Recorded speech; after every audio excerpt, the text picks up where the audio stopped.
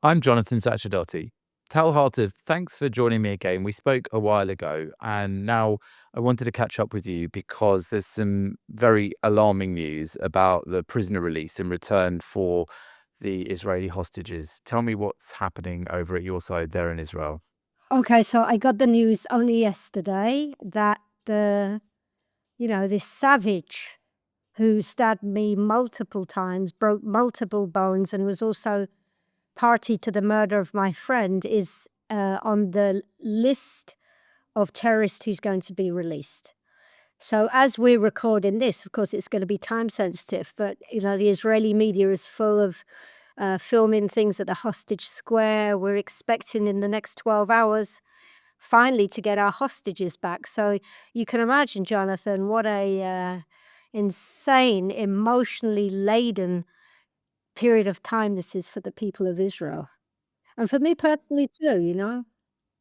Absolutely. And just to recap, for those who haven't watched, Tal and I had a conversation not that long ago about her experience. So we won't run through everything again, but you were the victim of a brutal, horrific terrorist attack where they left you for dead after stabbing you multiple times. And as you said, killed your friend who was also with you. And thanks to your quick-wittedness, you were able in the end to secure the conviction and imprisonment of your attacker because you had managed to get your flick knife out and you'd drawn some of his blood, which enabled you to make the connection. And then he was found guilty and put in jail. What year was that, Tal? That was at the end of 2010.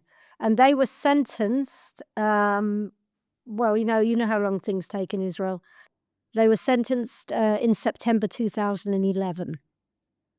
And they're both they're both lifers. So one got 55 years. I mean, life in Israel is 35 years.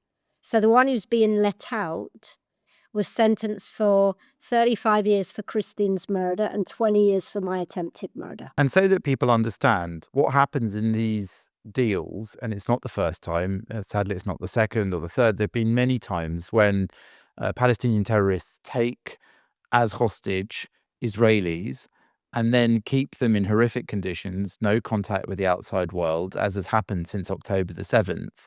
And they then insist on swapping them for prisoners who are in who are in Israeli jails, like your attacker. And that means that the people that are being released on one side from the Gaza Strip in this instance are mostly civilians. They're innocent people who've been kept in horrific circumstances, in horrific conditions. And in return, the people that Israel has to give back in much higher number are actual terrorists who've been proven in a court of law to have carried out mass casualty killings and attacks like the one on you. Yeah, that's absolutely right. And also, I mean, I've been following the British media since the very beginning of this war, right? And the convoluting of the exchange of names. I mean, I've seen it in reputable papers and reputable far left TV channels. And it will say it's like prisoner exchange. And you've just very eloquently said that this is not a prisoner exchange.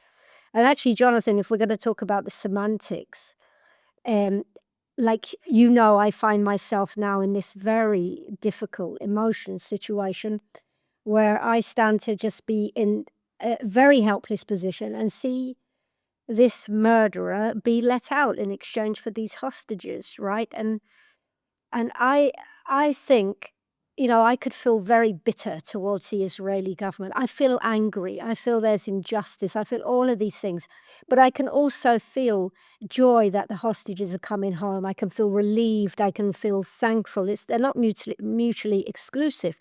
But I do want to say that I think that Israel finds herself in this situation, which is impacting me personally. And a large part of that is also due to the far left British media. By that, I mean the BBC and Sky News. And also the appalling policies of the British government, the Labour government, who have made the most outrageous claims. They can't actually decide, but the charging Israel with genocide, talking about arms embargo 1 minute, uh, out of the other side of the mouth saying we defend, we support every right Israel has to defend herself. They basically can't make up their mind, platforming anti-Semites, appointing anti-Semites into high-powered positions. And why am I saying this about the British media?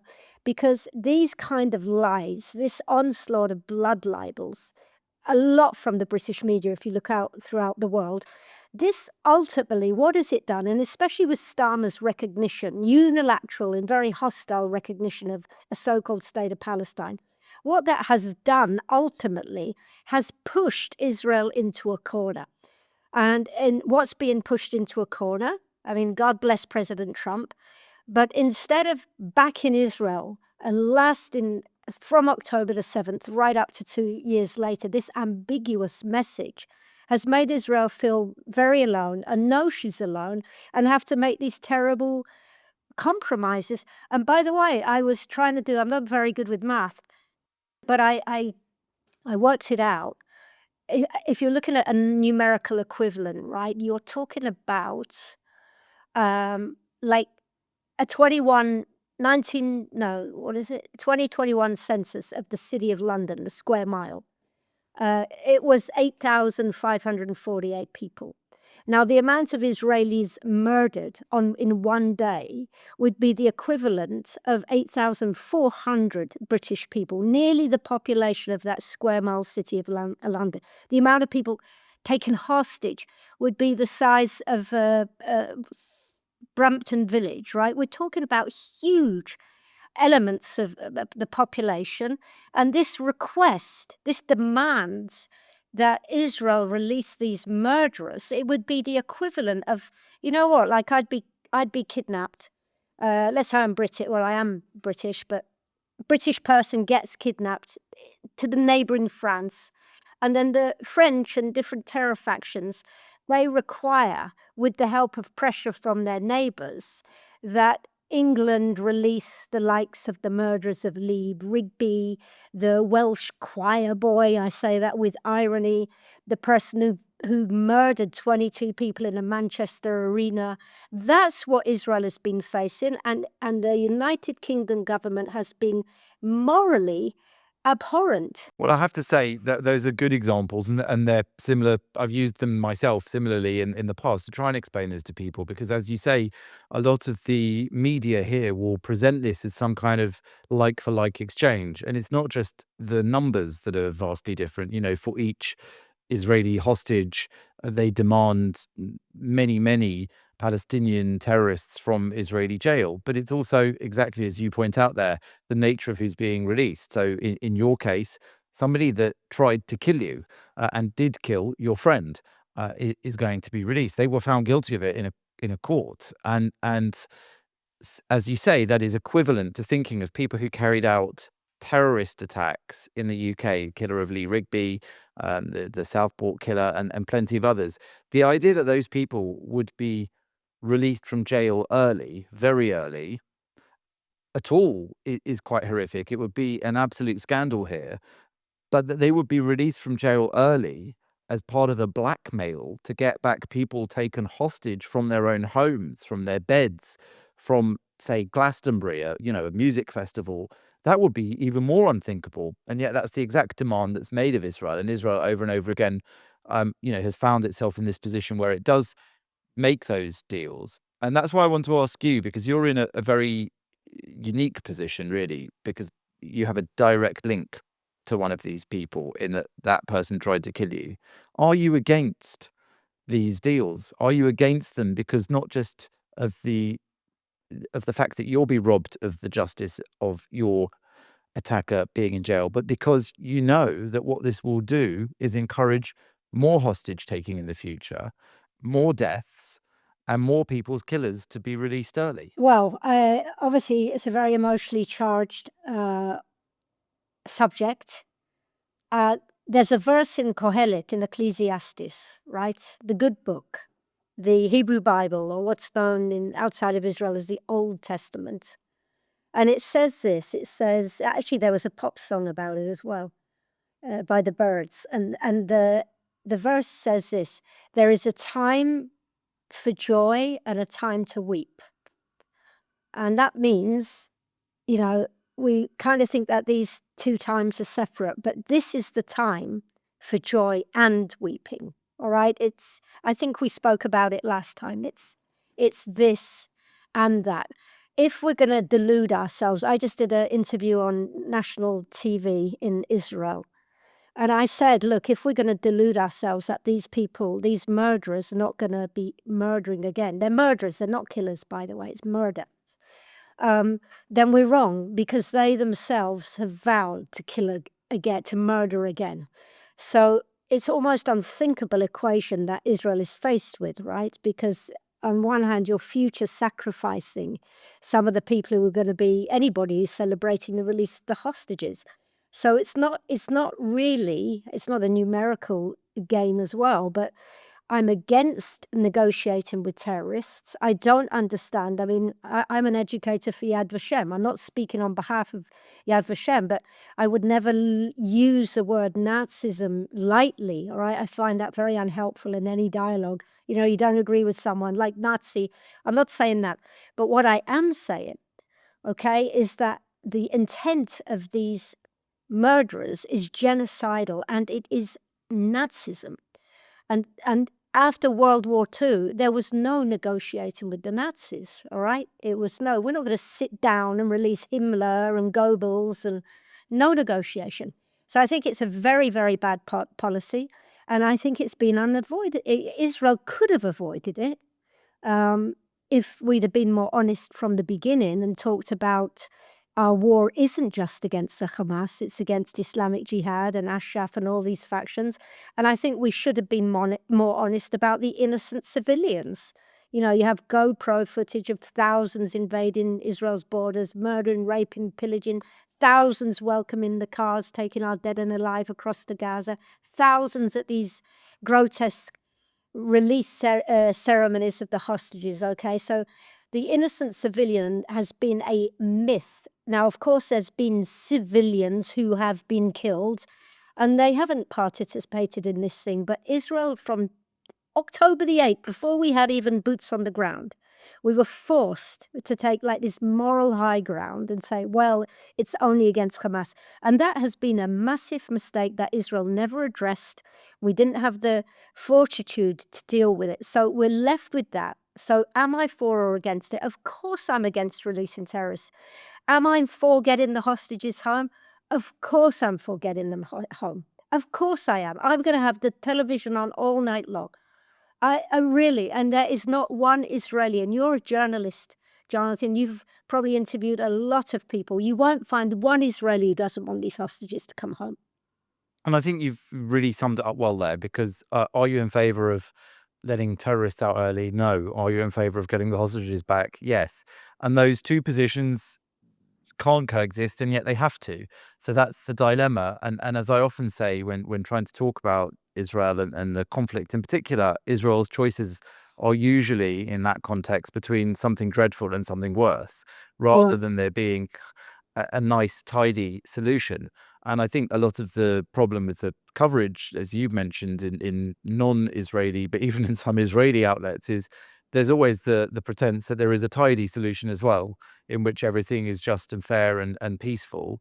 And in reality, we're not talking about people who want to live at peace with Israel. We're talking about people who took hostages so that they can extract brutal concessions from Israel and try to continue to continue killing people in the future. So I think, again, you have put it very well. I do wonder if you think that Israel has won or lost. I don't know. I certainly don't think we've lost, but I actually not quite sure that we've won. I mean, but on the other hand, and there's always another hand, right? And you know this because somehow Jews are more comfortable with the complexity of it all. All right, now the Prime Minister, he always said, look, our two goals of the war are to get back our hostages and to defeat Hamas. Now, if we can get back our hostages, I mean, this will go up on the YouTube, and now we're like, it's 12th of October, 2025. At the moment, they're still there.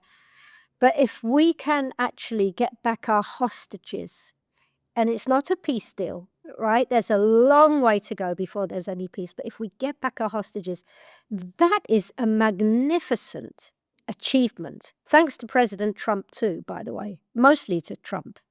I'm not dismissing anything the Prime Minister has done, but Trump has, he's done his deal. He's good at making the deal. So to think that we've actually got or can get the hostages back without surrendering to all of the Hamas demands is quite remarkable. Have we, at the moment, are Hamas coming out with a white flag? Are they surrendering? No, they're not really. I mean, there's no exchange of fire at the moment, but they've made it very clear that this is round one. And I think we've also got to acknowledge something which is very underreported, which is that even as this is going on, as the ceasefire is going into action, and as the hostages are apparently being prepared for release, Hamas are actually busy re-exerting their authority in the Gaza Strip by killing brutally other Palestinians there. So they're working their way through members of other clans and factions, and they've set up, new uh, internal police to go around and punish people that they think either collaborated with Israel or that simply are just not pro-Hamas enough. And so again, this idea that's been presented in a lot of the news here that this is a poor beleaguered place where all the people there are simply innocent victims of Israeli aggression, which was somehow unprovoked or a massive overreaction to what happened on October the 7th and the decades before. It's nonsense, because in reality, things are far more complex, even within the Gaza Strip, than they are in the conflict itself between Israel and the Palestinians. How much of that is presented over there in Israel? How much of an appreciation is there? Because I find that people in Israel, obviously being much closer to it and having an involvement in it, are far more aware of those elements. No, we're very aware of it, and you're probably familiar with all our Arab desk on national radio and things. Absolutely well aware of it.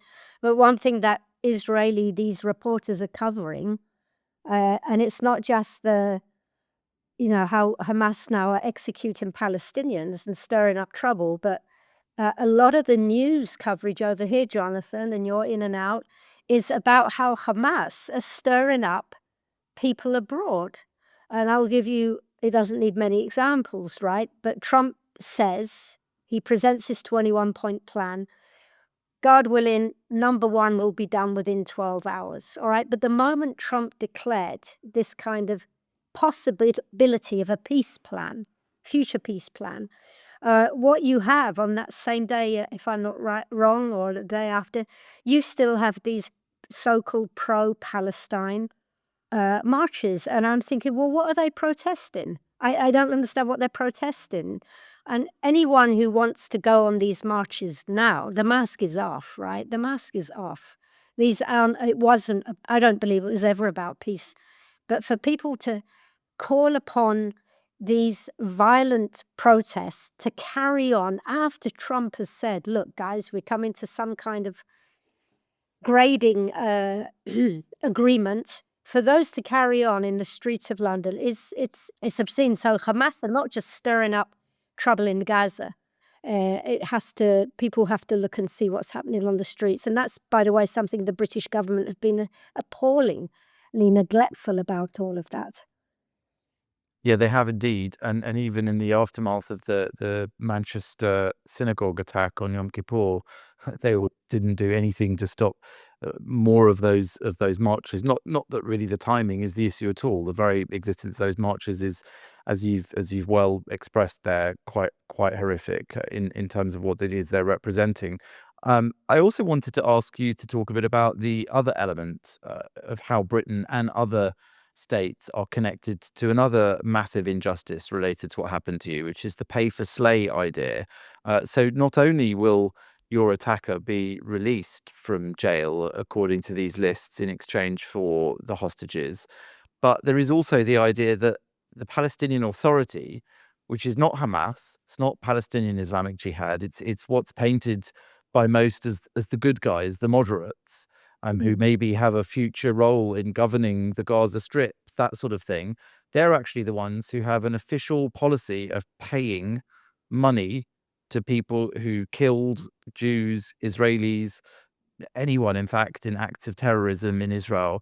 And your attacker, I believe, is somebody who's a beneficiary of that policy, right?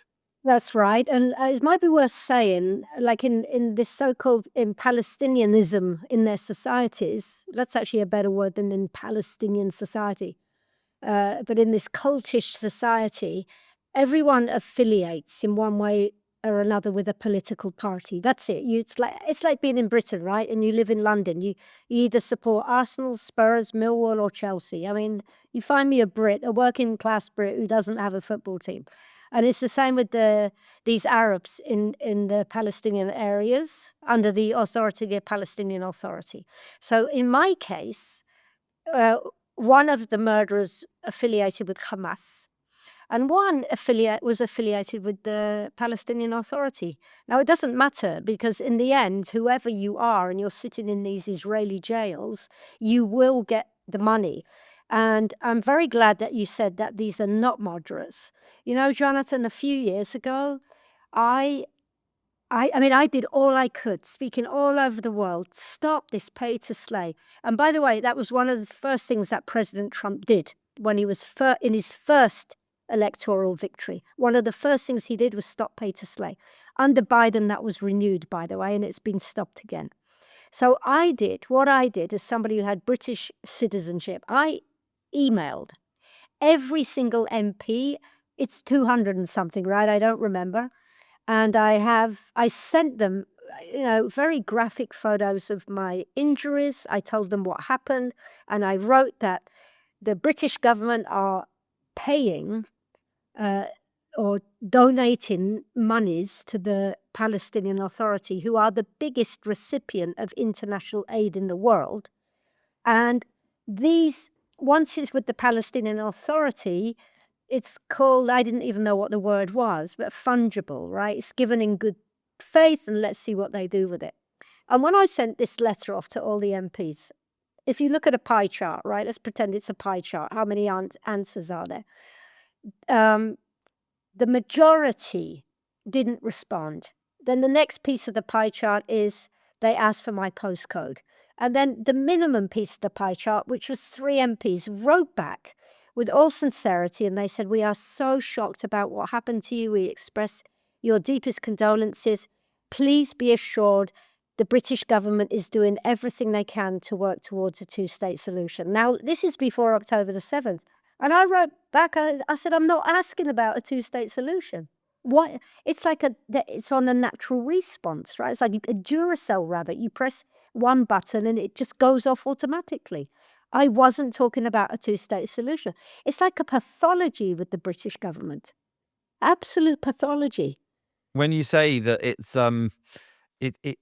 this idea that the PA and Fatah are the moderates, and that then if somebody like you points out that actually they're quite extreme, they may be moderate in comparison, but they're quite extreme in their own way. For example, paying the families of terrorists or the terrorists themselves a pension or a salary as a direct reward for their attacks on people like you, but also that amount goes up the more people they killed.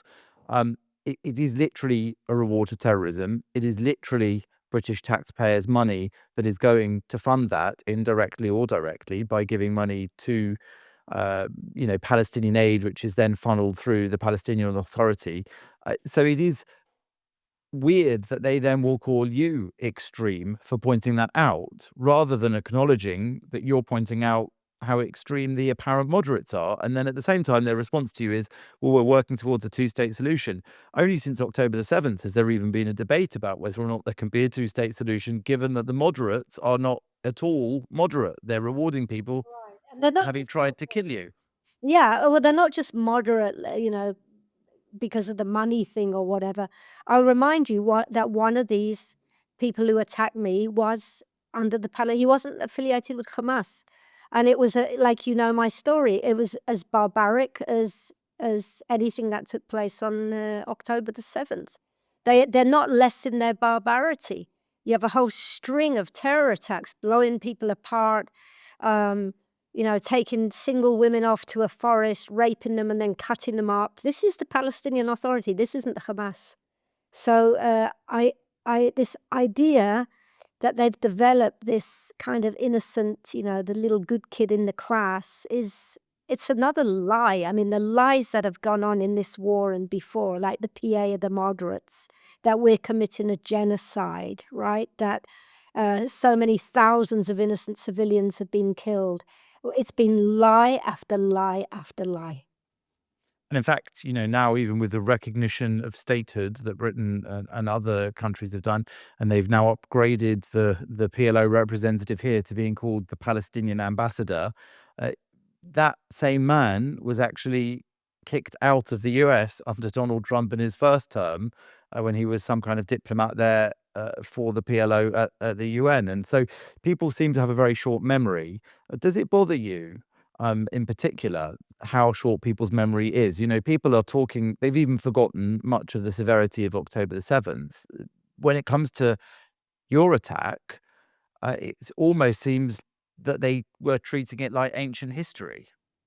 Yes, and I think that is also the nature of things that, like I said, I mentioned I'm an educator for the Holocaust, right? And it's very important to educate the Holocaust and names and testimonies and all this kind of stuff.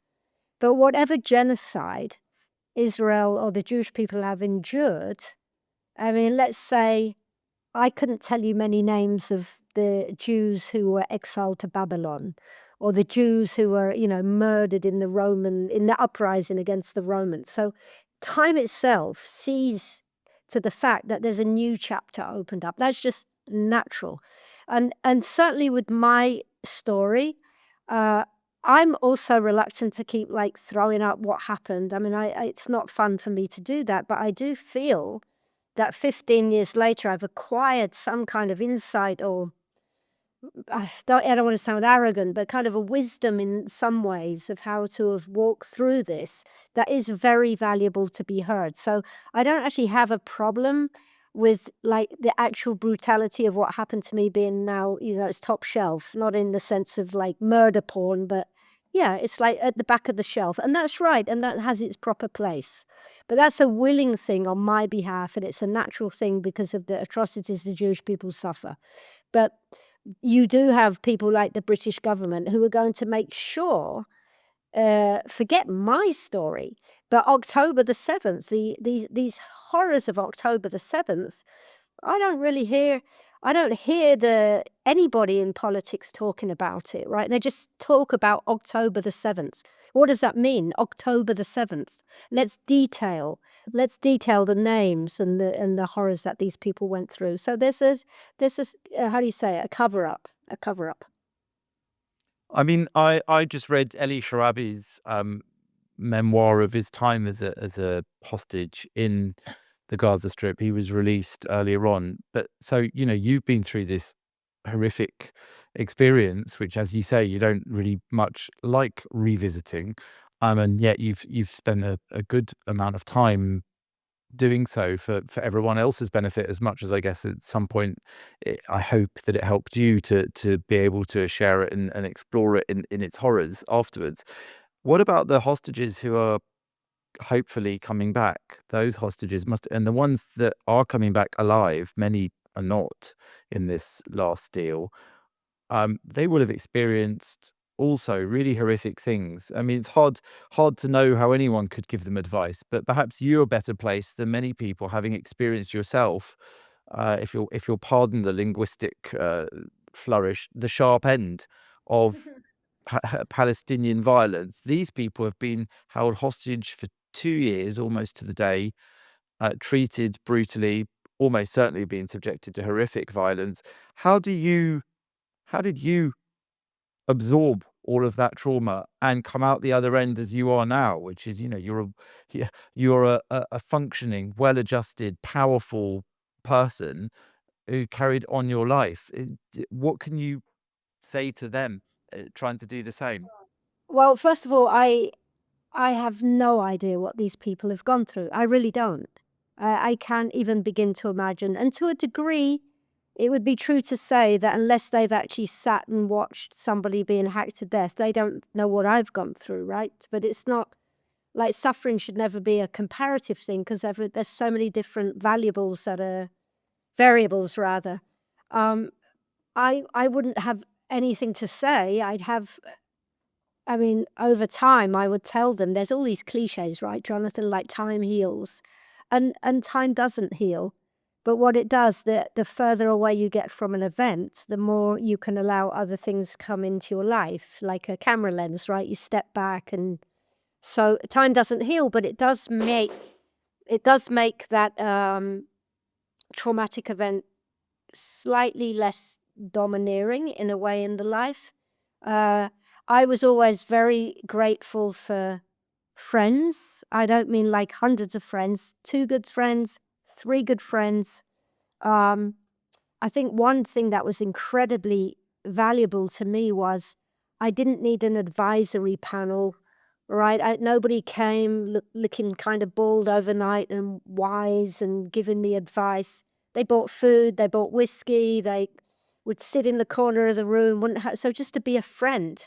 And they kind of just enabled me. I didn't have to talk with them, but there was somebody there if I wanted to. But further down the road, and I'm like I said, I wasn't hostage, but there was an incident in my quite early on.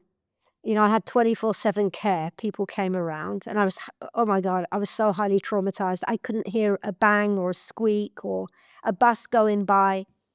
And I remember a friend of mine, she came and it was her turn on the rota, just to make sure I'm okay. She's going to be there for a couple of hours.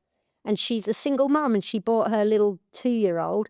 And 2-year-olds being 2-year-olds, what do? They scream and they squeal, and the kid is screaming. And I lost it, and I yelled at that child.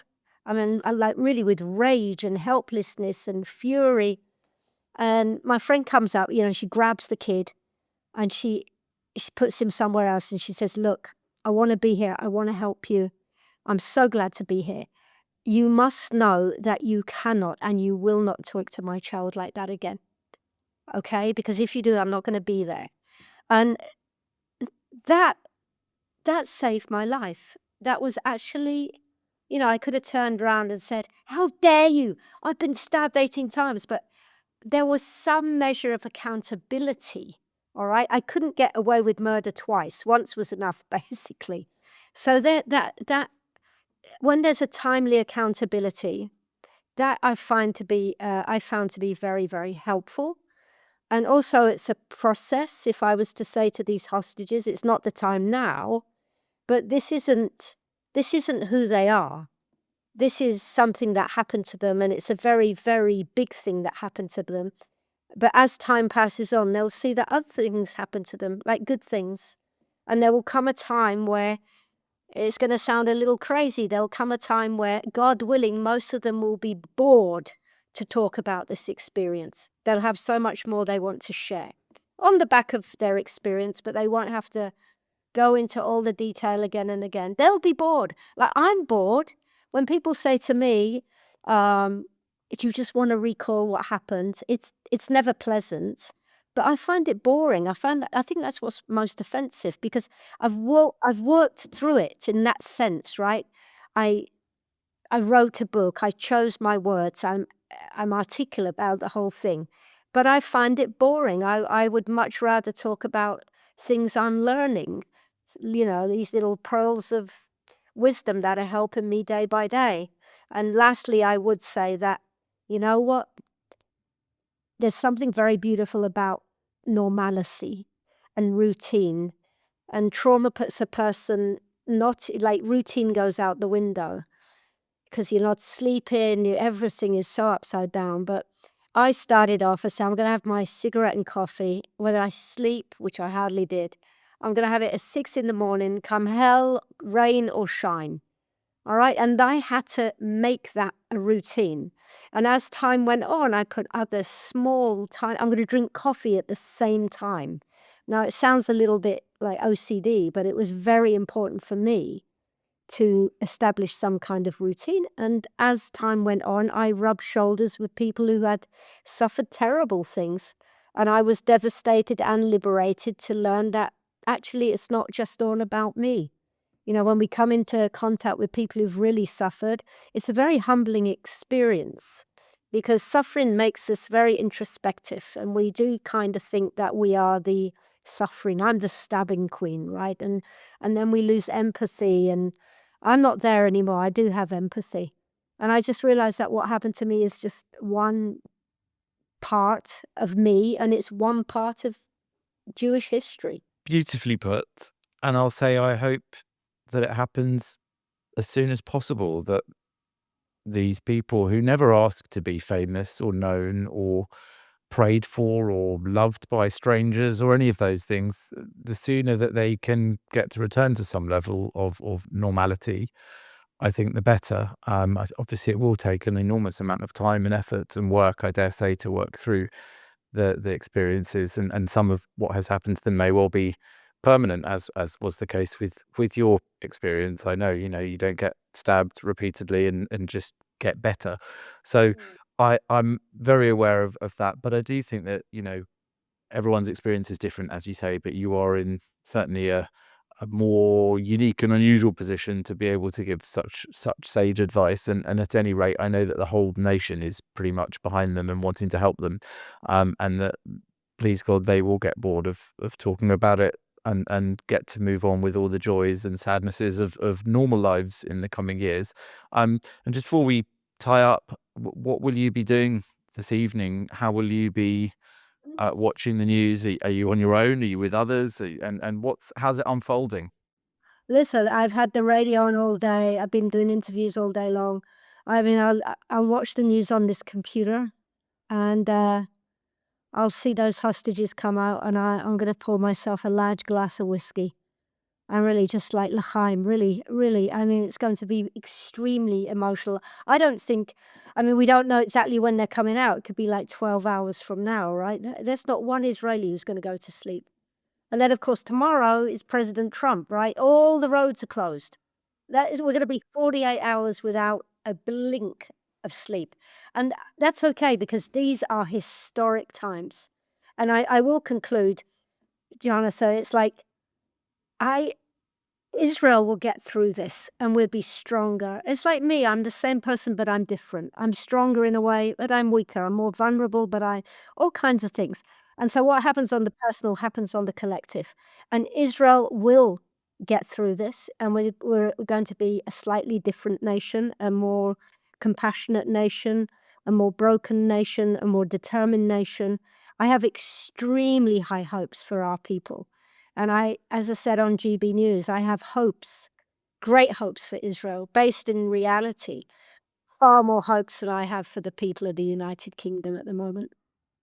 Yeah, well, I have to tell you, that ripples outwards as well. Not just your life changed, not just the hostages' lives changed, not just Israelis' lives changed, but also I think Jews around the world have changed in the last 2 years, and the experience of the next 12 to 24 hours as well will change us yet further. And I think that whiskey might be one that a few more people further afield enjoy. And as you said, drink a l'chaim, which for those who don't know means to life, because at the end of the day, that is what this moment is about, even if it's tinged with quite a lot of death and sadness. And so thank you as ever, Tal, for talking with me, and generally for everything, and for being a good friend. I look forward to us talking again on the other side of this, and hopefully, please God, everything will go as smoothly as possible.